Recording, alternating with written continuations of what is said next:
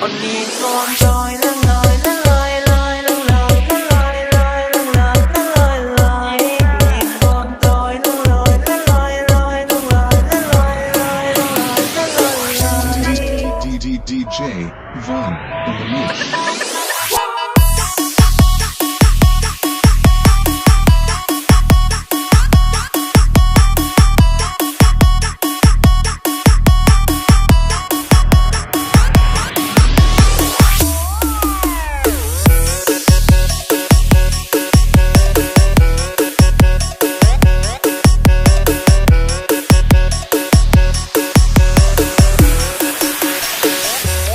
Ôn con trôi lưng lời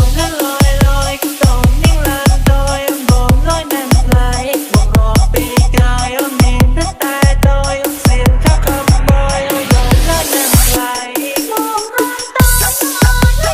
lối anh thương lối lối một rồi lối nằm lại một rồi bị cay một rồi rất ai tôi ôm xiên khắp không môi ôm rồi lối nằm lại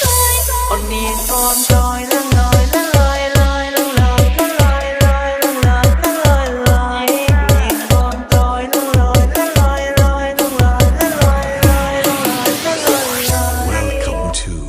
Bacon DJ Family Time.